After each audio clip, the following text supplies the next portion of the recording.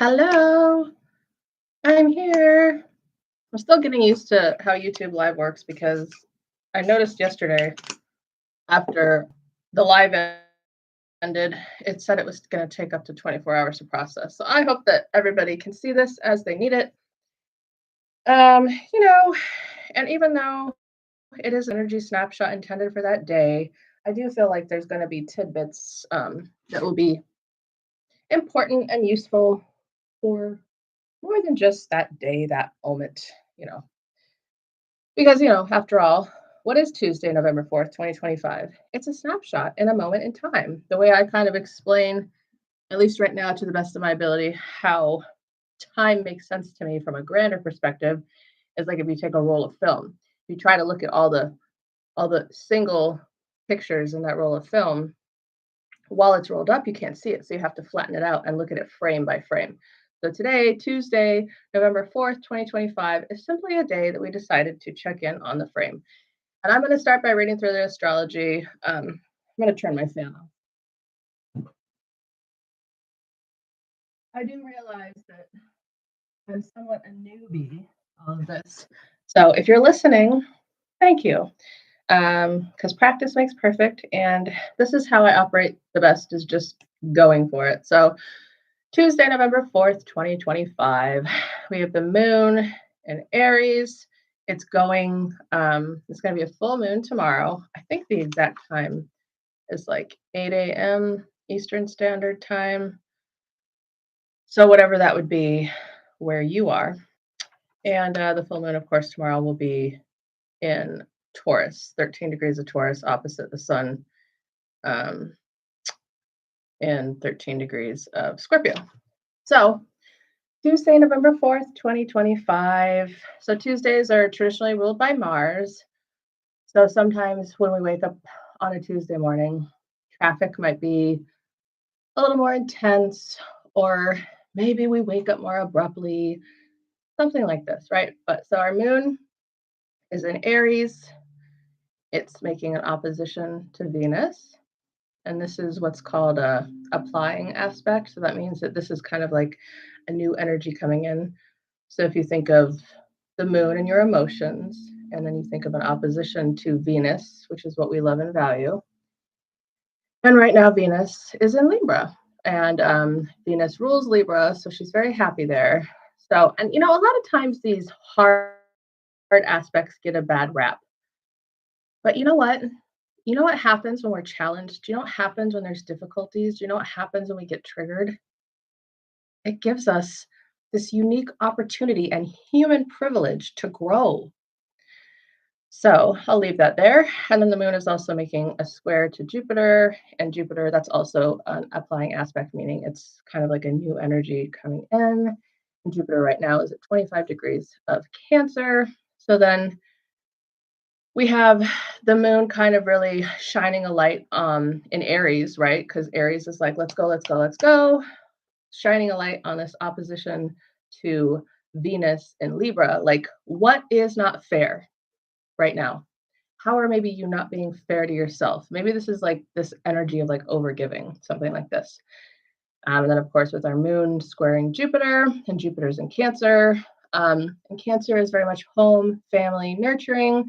Jupiter is expansion, but can also be like overindulgence or excess. So I feel like the moon in Aries there, making that square to Jupiter, is kind of like, just be careful. It was just Halloween. You don't need to eat all that sugar. Remember how you wake up at 3 a.m. every morning when you eat too much sugar? Because, alcohol gets a bad rap for the liver. And I'm not necessarily saying that's not true. But what I am saying is that people don't realize that any like white, unrefined carbohydrates and sugars are so awful on the liver. So if you ever wake up at 3 a.m. and you're like, why did I just wake up? Has nothing to do with The Exorcist. Because, all those scary movies try to tell you, oh, you wake up at 3 o'clock because of that. That's a discussion for another day. But you know how movies dramatize things. Have you been eating lots of, preservative type breads? Because obviously if you're making your own bread at home, that's a little bit different. Did you eat a bunch of Halloween candy? Did you drink, even if it was like decaf tea with a bunch of sugar, even honey, like any type of sugar type substance, can be very hard on the liver. So we want to nurture our liver. It's that's our center of boundaries. It kind of shows us where our boundaries aren't being appreciated. And that's where the anger can come through and get stored. Okay, so we don't necessarily need to go through all of the aspects, but I just kind of wanted to start by talking a little bit of stuff like that because I do eventually want to bring this all into what I bring, which would be the way I'm seeing, feeling, and interpreting the energy, the astrology from a Western tropical perspective, which is what I'm working with at this point in time. And then, of course, doing the cards. So, what else do we have? We have Mercury and Sagittarius at 4 degrees. Now, these calculations are all using the mean node, so some of them might be a little different. I am still new to doing this at this level. I'm not a master astrologist by any terms. So I just looked at the ephemeris and this is what it's telling me. So Mercury and Sag, and it's making a nice conjunction or holding hands with, oh geez, I don't know. I didn't write the thing. You guys, let's just quit while we're not ahead and we'll just continue on down the road. Okay, so that was good. We got a little bit of getting our feet wet. I actually made like a whole 60-minute video on the first week of the aspects of November.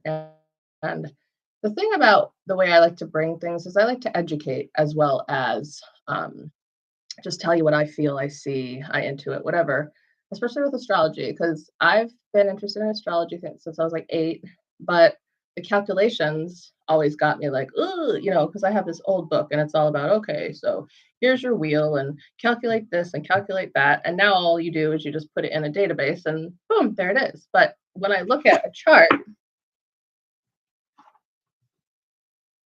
I can intuit things just by going around the wheel. So that's very cool. But what's also cool is having the knowledge and the labels and everything historically that's been taught about astrology in my memory banks as well, so that I can bring it in a different way that because I do realize that some people really like astrology, but they don't find it particularly useful.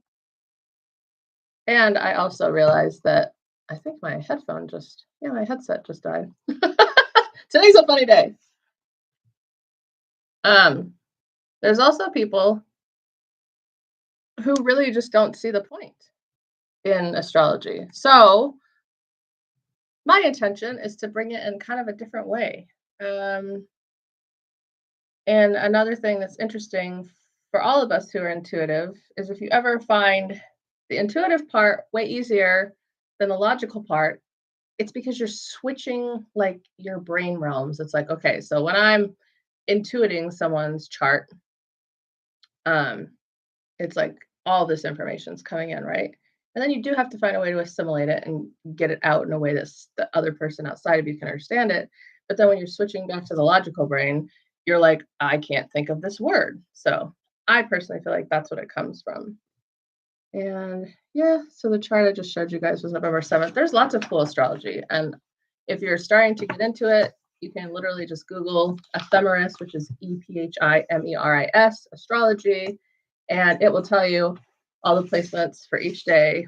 And then usually they'll have a link where you can click on a chart and it'll describe all the stuff to you. And for me, the intuitive part comes easy, but all the other stuff has taken time and memorization and dedication, and it's never ending. And I think that's really why I like astrology, is because there's always more to learn, and not one type of astrology is more correct than another. They're just a different lens, kind of like our lens. Our lens shifts as we go throughout our adventure in this human body.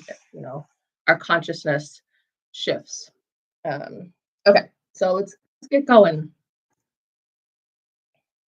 The first thing I noticed about today is I know that it was a void moon when we first woke up, for a few hours at least, which is kind of just like you feel like you're floating in an abyss. And that makes sense to me because, especially like I described yesterday, on Friday of last week, I felt very much like I was just floating. It's almost like if you've ever been scuba diving and you've been scuba diving in a current, it's like or like a drift current, you're drifting and oh, There's some algae, or not algae. There, I can't even think of words, guys.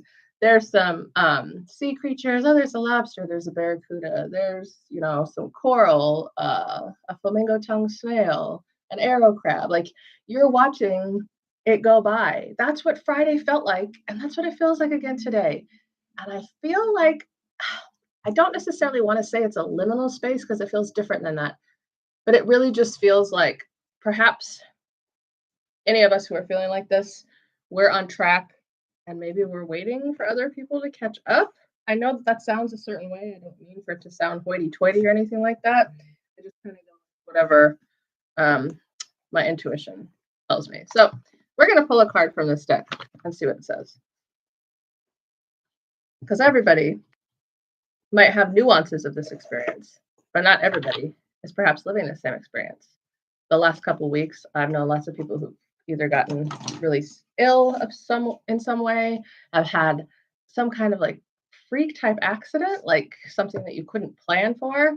There's a lot of intensity. And then on the other way, lots of intensity with like growth and blossoming in new businesses, in new house builds, in new properties, in new careers, you know, people winning the lottery, like all kinds of cool stuff. So the intensity probably just depends on a lot of different factors in your life. But this card came upside down. I'll show it to you all first, and then we'll discern why was this card given to us upside down.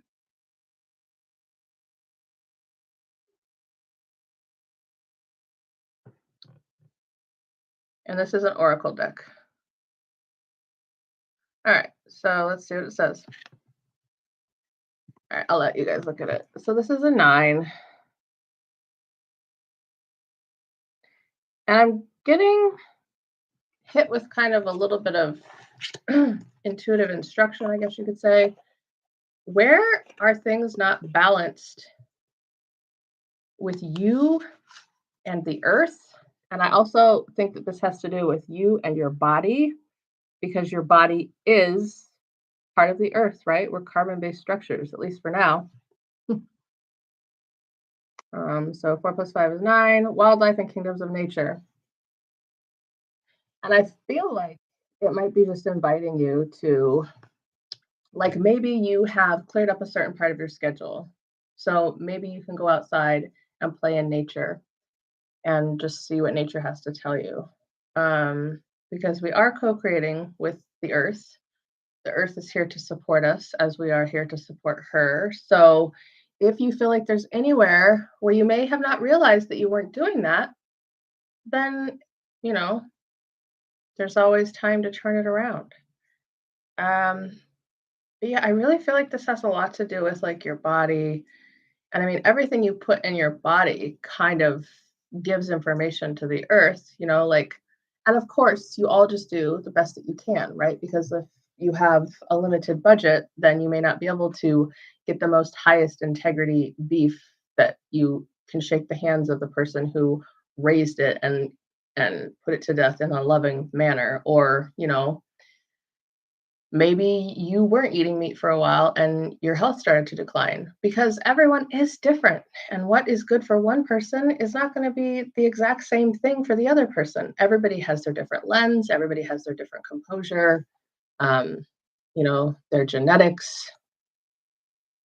So I feel like this is an invitation to start a compost, to, I don't know, maybe adopt an animal. Maybe somebody lost a pet that was very near and dear to them, and they just haven't been able to bring themselves to go adopt another one. And maybe a cat shows up on their doorstep one day and they can't find the owner. Maybe it's volunteering at the zoo or for some national wildlife protection agency. I mean, these are just ideas. But I do feel like there's a very strong pull to, are you nourishing your body and your soul with your food? Because quicker isn't always better. If you can make time and space to come home and cook something slowly with intention, maybe you decide to only eat meat 4 days a week instead of 7 or something like this, right? Maybe you want to go on a walk once a week, whatever it is. It's beautiful. We're going to pull a chakra card.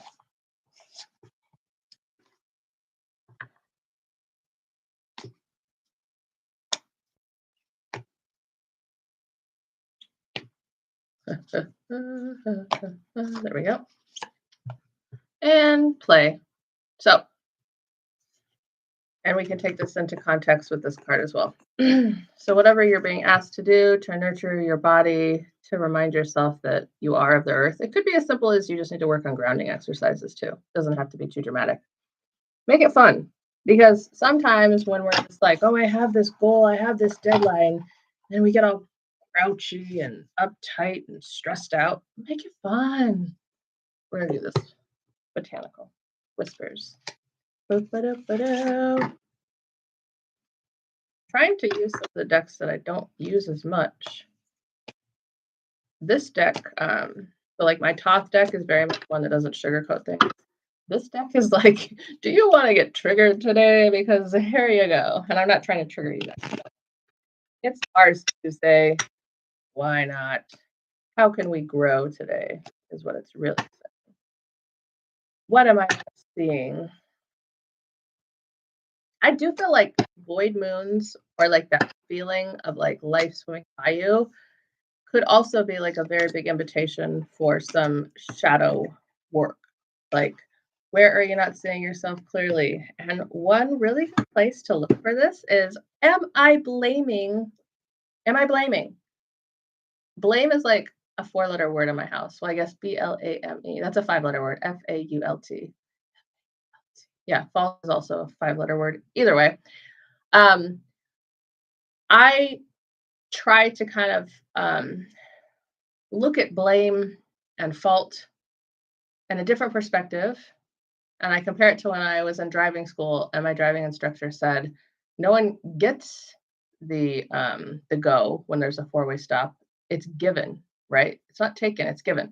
So I feel like that's kind of the same thing with fault and blame. And if you're following me here, what I mean by this is like, if we're blaming others, we are automatically going into victim consciousness. And what cannot happen in victim consciousness is empowerment and sovereignty. Because if the problem is always outside of you and you're not taking accountability for it, how do you become empowered? How do you stay sovereign? Okay. So when you're sovereign, you aren't blaming people, places, and things outside of yourself for your circumstances. Yes, of course, we're human, and we're all going to go into that.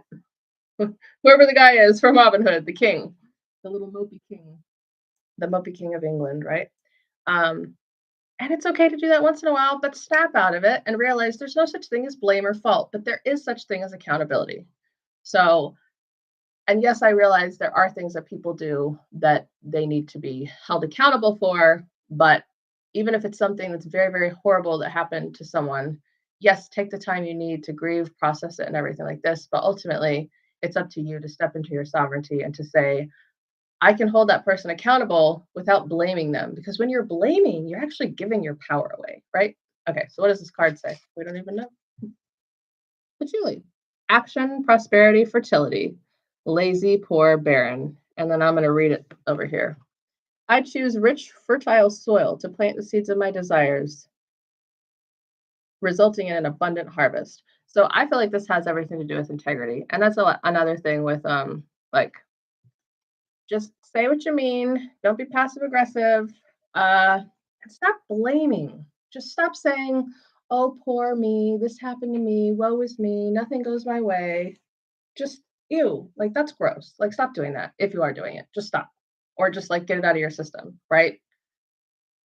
Maybe even like picture yourself like skipping in a forest with a basket full of blame, and you're going to like dig this huge hole and take all the blames out of the basket and put them in the soil, bury them, and then put rocks on top and say, I release you. I claim accountability for my life. I am sovereign. I have free will.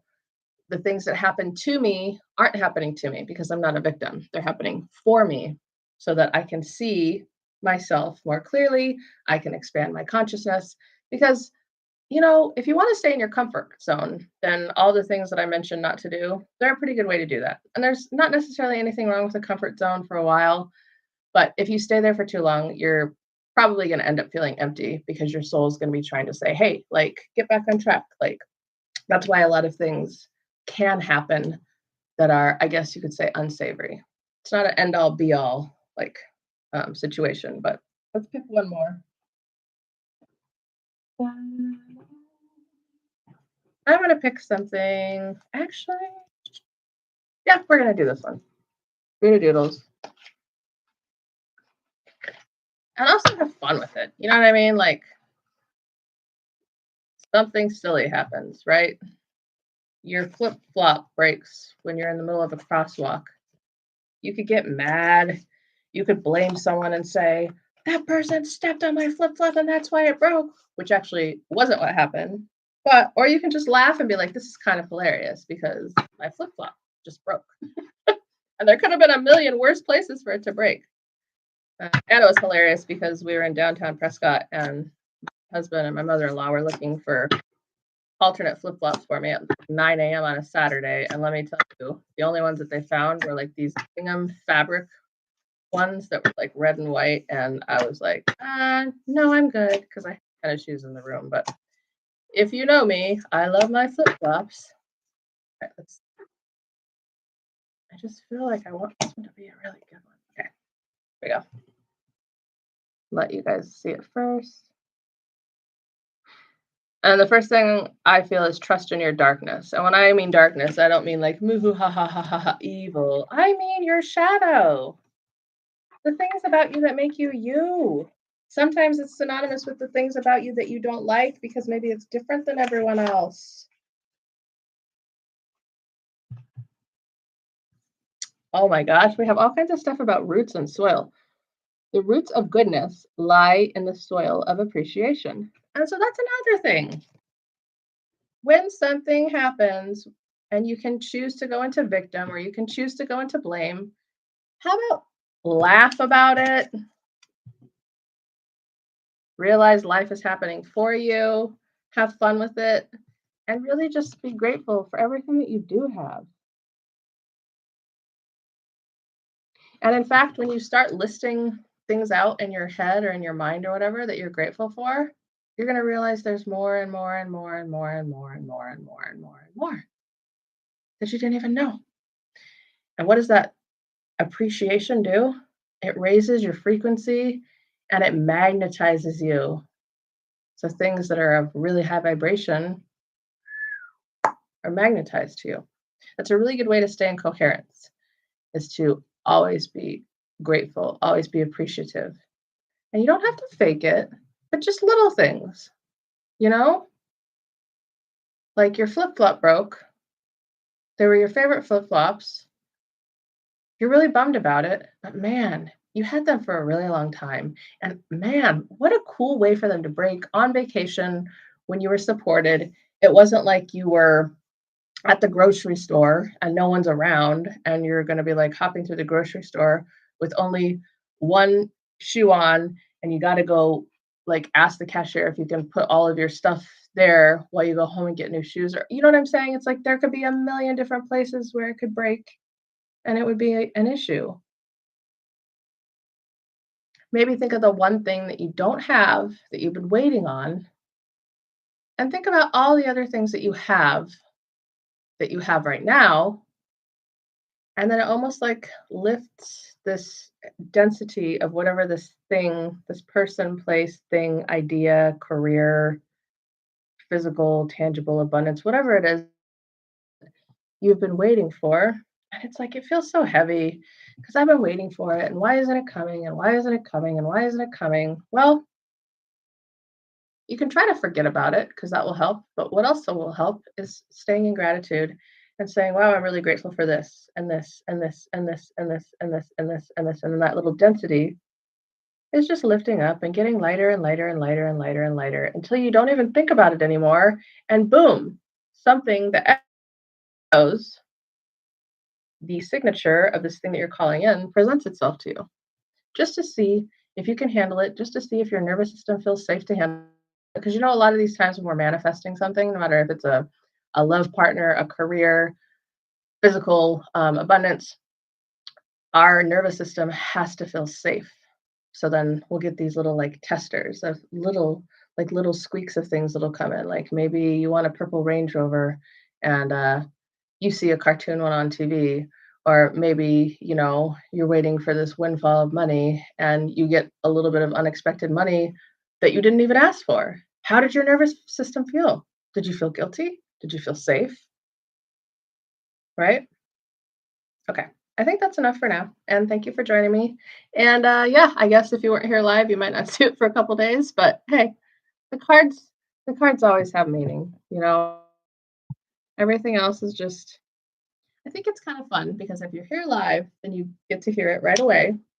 And then you can kind of bounce it off your world and say, oh yeah, that resonates. Oh, that doesn't totally resonate. But if you weren't here live, you can still look at the cards and there's going to be something in there for you. And yes, of course, the astrology, I promise I will continue to refine and polish it for all of you so that it makes a little bit more sense. But I do appreciate all of you bearing with me right now as I'm just kind of dipping my toe in the water. And I encourage you all to do the same. If there's something that kind of makes you nervous that you don't feel is polished and perfect, like I think that right now is a really good time to just dip your toe in the water. People are a lot more supportive and loving than we realize, right? Because we're all made of the same stuff. We're all human. We all have compassion. We all have a desire to, be needed, to be held. Some of us are more close to that realization than others of us, and that doesn't mean anything good or bad. Just everybody has different things that they are working through in their life. And yeah, I guess that's all I have for now. And I'll jabber at you again tomorrow. Thanks, guys. Bye bye.